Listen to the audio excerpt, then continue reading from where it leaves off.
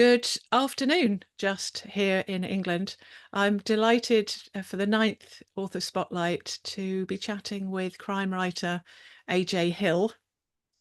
And I'm going to literally leap in at the beginning. If you'd like to tell us how you got started writing.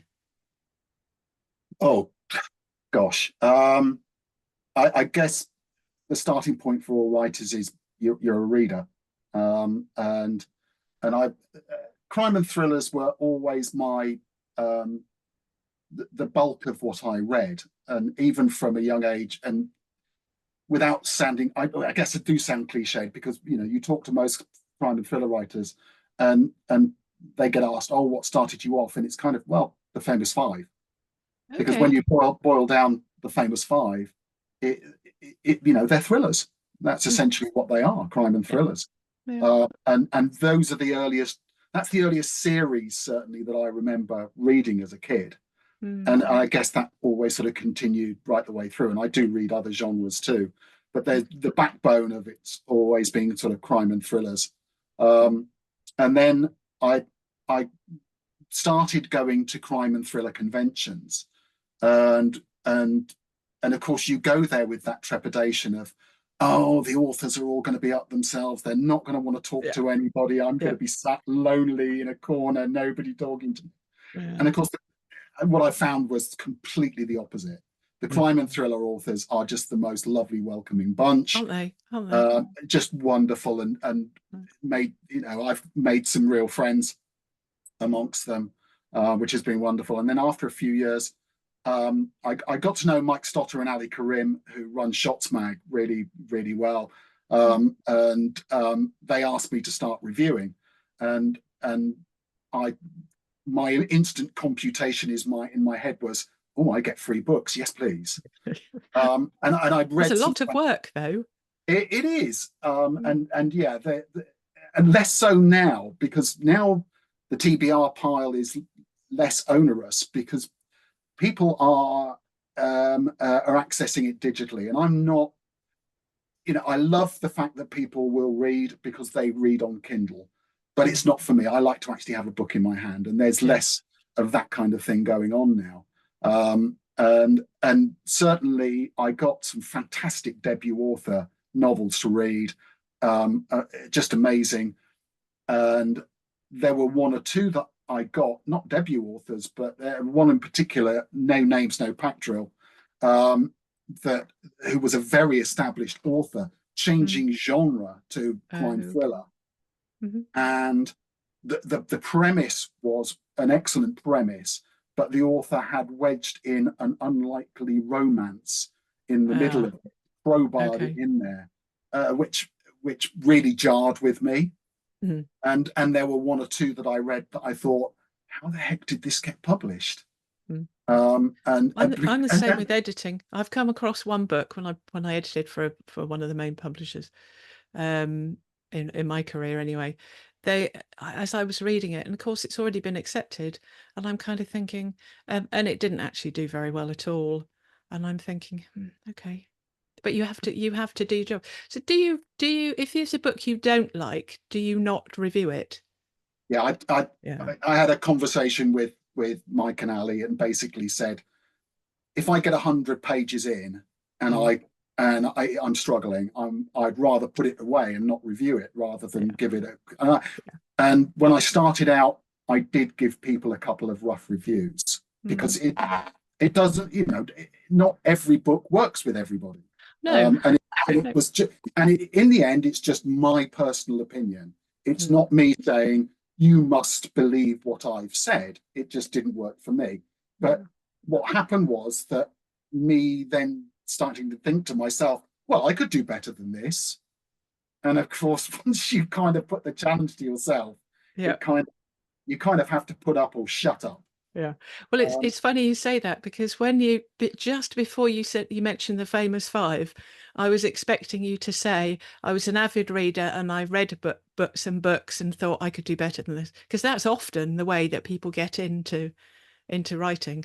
yeah, and I guess, and there are certain people, there are certainly people within the genre, and without the outside of the genre, who's writing that I admire immensely.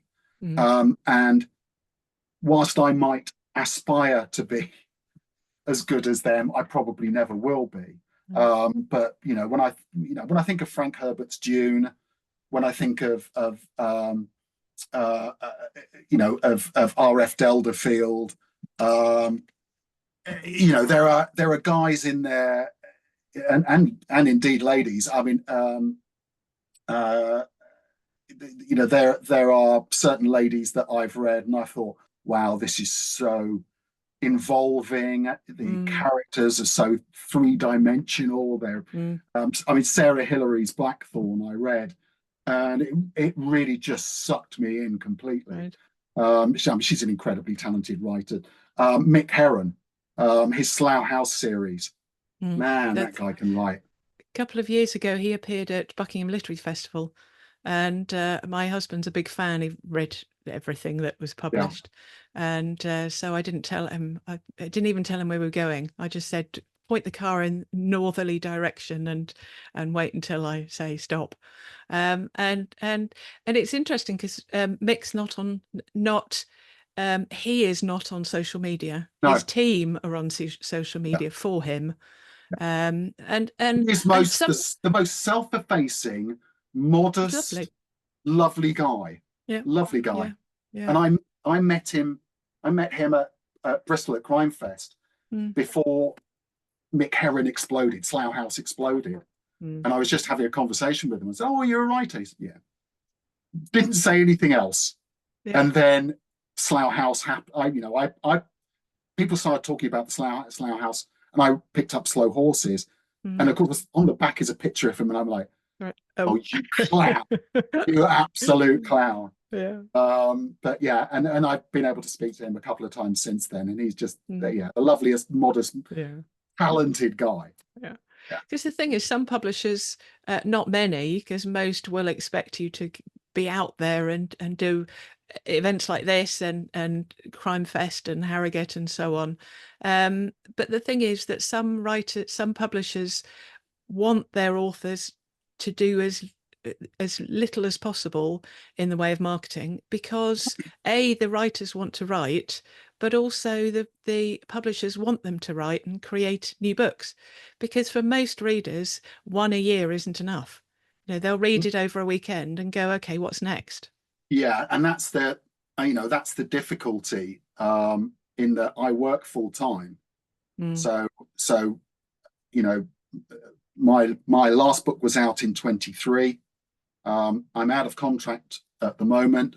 The third in the series is with literary agents, but there's a standalone that I'm writing that I sent them sort of the first few thousand words of along with book 3, and they said, "Oh no, we want the standalone first because that's what's going to get you its publishing deal." Okay.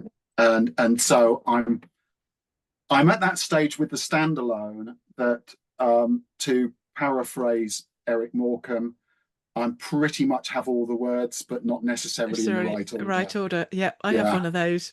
I have one of those. Yeah, and it's a serial killer series. So it's a big structural edit. Yeah, yeah. Do you? Is this your first standalone? Yeah, and it came about in a really weird way. In that, I'm a single guy, and I went and filmed First Dates last year. Oh yes, I love watching those. I'll look out for you. Yeah, a couple of weeks' time, I think. Okay. Right. That's it. And it was a really interesting. My mother always said you should try everything at least once, apart from incest and Morris dancing. I'd have a go. I'd have a go at Morris dancing. I'm not a big fan, has to be said, but I'd have a go. But I thought, well, you never know, and it'll be an experience. And the production staff, I've got to say this, the production staff were a delight. They were lovely, lovely, lovely people. I got to meet Fred, I got to meet Merlin. That was my next question. Yeah, this was all filmed down in Bath, The Botanist. Okay. And a nice meal, very nice lady. We had a lot in common, but there was no spark really. And of course, you end up as a crime writer driving back from this thing. Oh, those people were so lovely. What if they weren't? Absolutely. The old what if. And Yes. I got back and I banged out about, I don't know, 2,500, 3,000 words of a start of a kind of country house lockdown. Well, it was not lockdown as in COVID lockdown, but a Yeah. COVID, a country house murder mystery / reality TV mashup, and sent it off to the agents, and the agents were like, "Oh yeah, we want that." Okay. So yeah, that was that. So I've been having fun writing that, Yeah. and a whole big cast of different characters, which has been fun. Do you think with a standalone, because I write both series and standalones, do you think with a standalone there's less pressure because you don't have to go, it's not that you don't have to go into so much detail about the characters, but knowing that in theory they're not going to carry on life thereafter, that you can do what you like with them and you don't have to remember so much. You only need to remember within the confines of one book. Okay, that's such a good question, because I think there was always that thing of you enter into the standalone, it being a standalone, and you get to the end of writing with the characters, and you've got to like the characters, and you kind of think, maybe I'll come back to them at some point. Yeah. Well, I like the thought of a minor character, because I have in my book After Jessica, there's he's not really a thug, but he's a thug who's get sent to try to find her, and he was such fun to write that I want to do something with him as the main character. So that could be an option.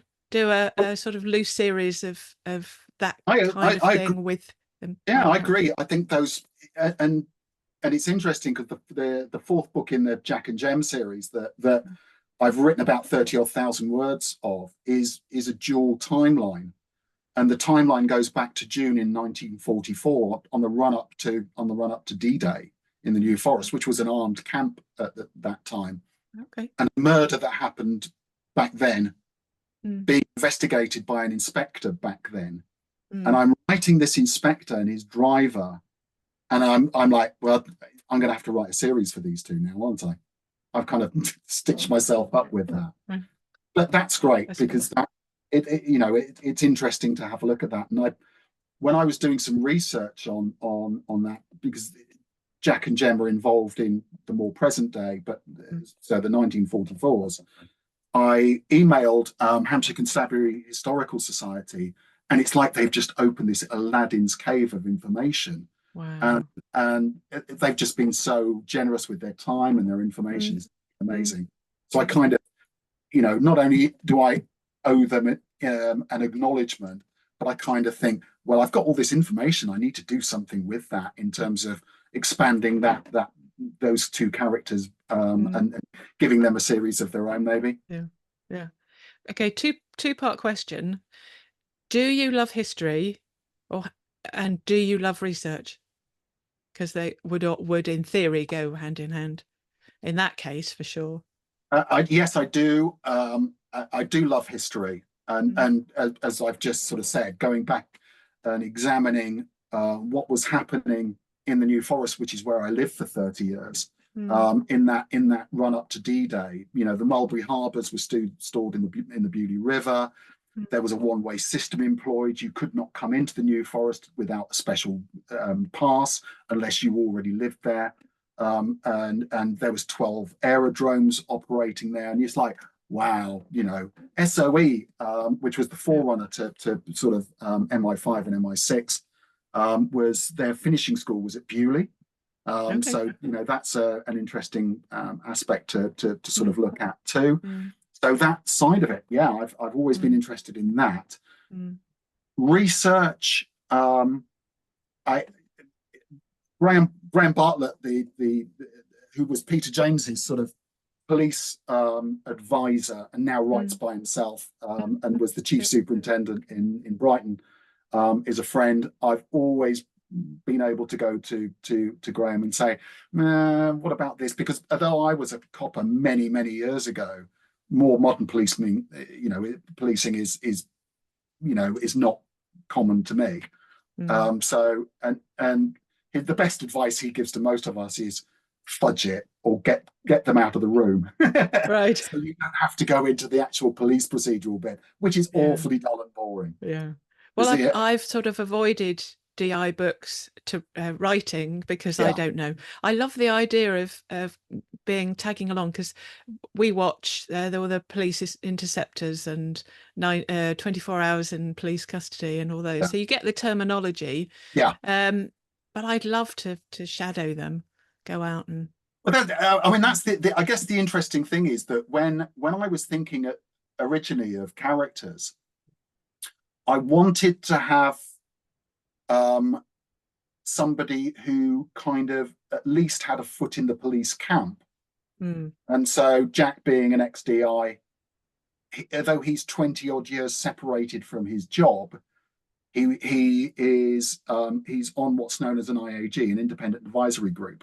So and I spoke to Graham about this, and he said senior officers who don't listen to what comes out of IAGs are idiots. You do listen to what's coming out of your IAGs, and having Jack on there and still having colleagues who are on the force is a good thing. But it also means they're not hidebound by health and safety. They're not hidebound by procedure, and so I like the fact that he will stray into grey areas if needs be, and Gem, his sort of partner in crime, there are no grey areas as far as she's concerned. Okay. She's very willing to step. There are no boundaries.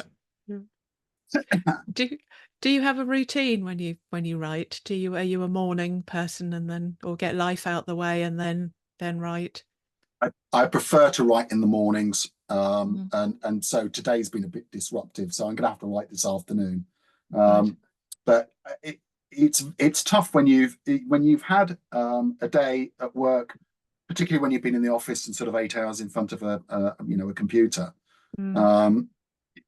to be disciplined enough to come back and do another hour or even 2 hours. In the evening's really tough. And I'm not awfully disciplined about doing that. Right. So it's kind of right when the mood takes me. Yeah. Because I suppose if you start in the morning, because the frustration for me, because I don't write every day, and so I have to go back so far. If I'm writing a novel, I write short stories as well, so that makes life easier.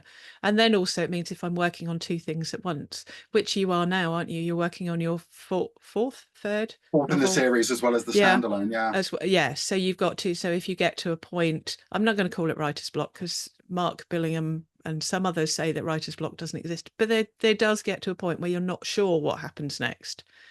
And so you go to something else. Yeah. So then you've got your other book to go along to. And I find that I wrote the first two in a very linear fashion. And then I got to the third one and I got to about 25,000 words, and it was like, shit, I've got nothing. Oh. But I've got something further down the track. So I would write scenes and write scenes and write scenes, and then eventually sort of stitched it all together. Yeah. And then with the standalone, I'm doing the same process, which is kind of stitching stuff together. But with the fourth in the book, I'm writing linearly again. Okay. So I'm writing two things. I'm very much focused on the standalone now because I want to try and get that finished. So especially because you've sent it out. So. Well, no, the third one in the series is sat with the agents. So this will be the standalone, and then the fourth one is the one I've got like 30,000 words written off. Okay. So I'm not doing anything on the fourth in the series at the moment until the standalone's now finished. Yeah. Because I went to Alex Chowdhury, went to her book launch a few weeks ago, and the MD of the literary agents and my literary agents and one of the other literary agents from the literary agency were all at Alex's book launch. And all three of them were, so when's it going to be ready? When's it going to be ready? Because you have your back catalogue, don't you? So Well, that certainly helps if you've yeah, got and I have the got it. rights. I have the rights to those two books back with me. Mm. So it's then a question of whoever the new publisher is, do they want to take those two and republish them along with the third, or whether or not I then go ahead and self-publish those. You know, they've been, for the people that have read them, they've been pretty well received, and I'm grateful for that. And I think that's the, you know, that's the thing that I would say to any debut author is, if you think your book is going to be published and you can order your Ferrari, forget it. Yes. They if you your book goes out and you get good reviews and good feedback, job done. Anything else is a bonus on top of that. If you're not writing for the pleasure of writing and for people enjoying what you're writing, if what you're doing is writing because you think you're going to get a massive cash return, don't do it, because that's not what writing is about. I write what I enjoy writing, and I hope that readers enjoy what I write, and anything else on top of that is a bonus. I'm sure you've read books in your Shotsmag career where you can tell a book has been written with a view of selling film rights. It's so almost utterly unbelievable, but it's that you've got so much going on that they've written it with it thinking that it's going to end up being a film. Or I think it's really tough sometimes to be judgmental about that, because if people are writing what they want to write, then I you know, whilst I might have an opinion about it, do I actually have a right in terms of expressing my opinion about somebody else's work? And I guess it's that, you know, one of the big things I learned from writing the first book, from having a professional editor on that, was if you're writing crime and thrillers, please try not to have literary aspirations. People aren't interested in a 2-page description of the inside of a bar. Pace. And of course, when you're writing your first book, you haven't got a Scooby-Doo what you're really doing. And I think there is always that aspiration to, okay, I want to be sort of, you know, a literary aspiration here. But it's a fine balance, isn't it? Sorry. Yeah, I mean, for me, I'm less drawn towards moving a plot on by description rather than moving a plot on by conversation, by extrapolation between two or more characters. And my inspiration for that was Aaron Sorkin and The West Wing.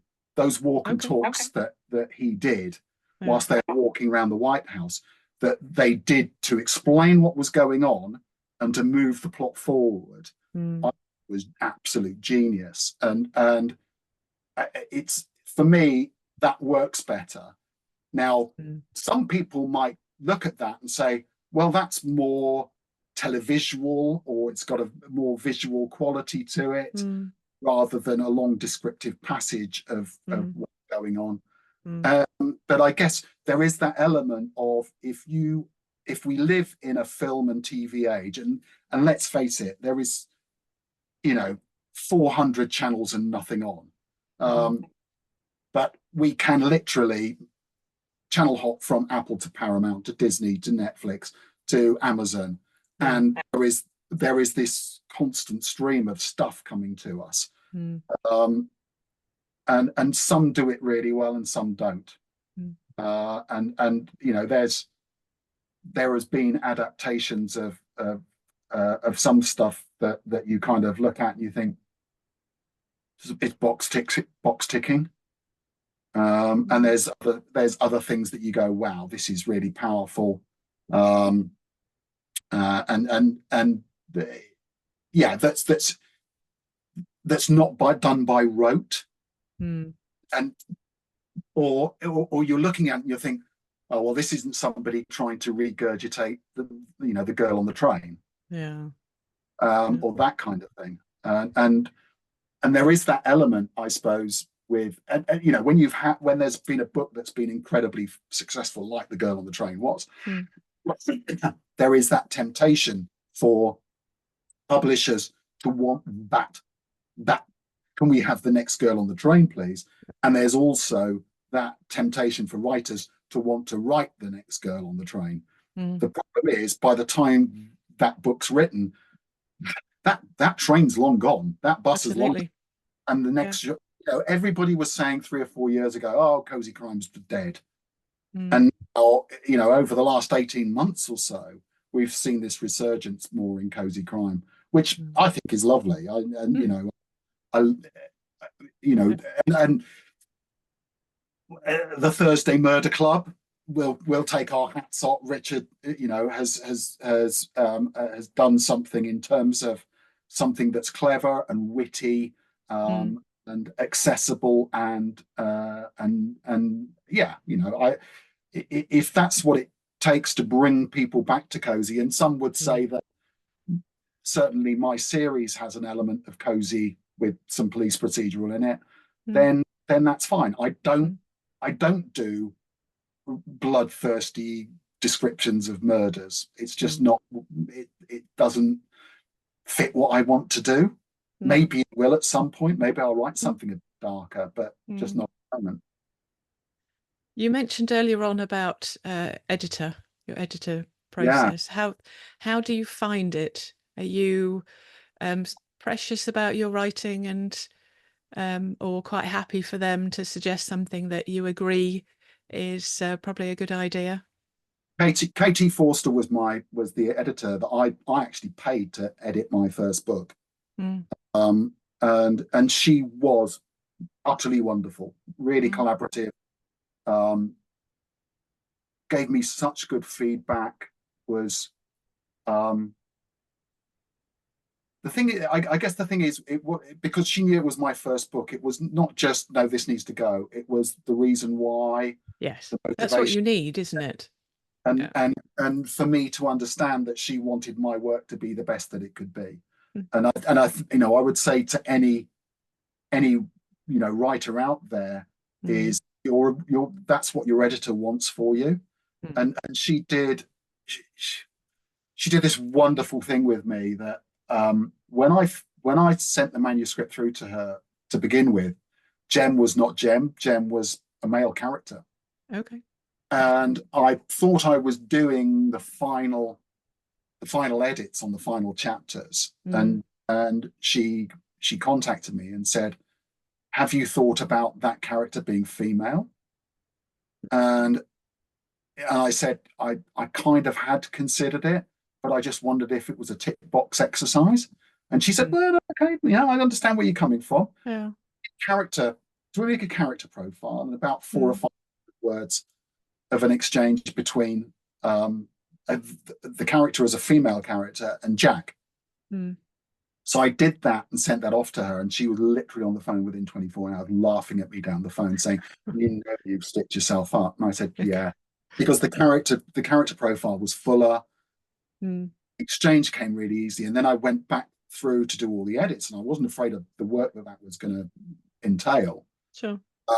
But I was giving Jem, as the character was then, just Mm. more and more work to do, and she's Mm. actually my favorite character to write for. Okay. And you don't find it difficult to write a female character?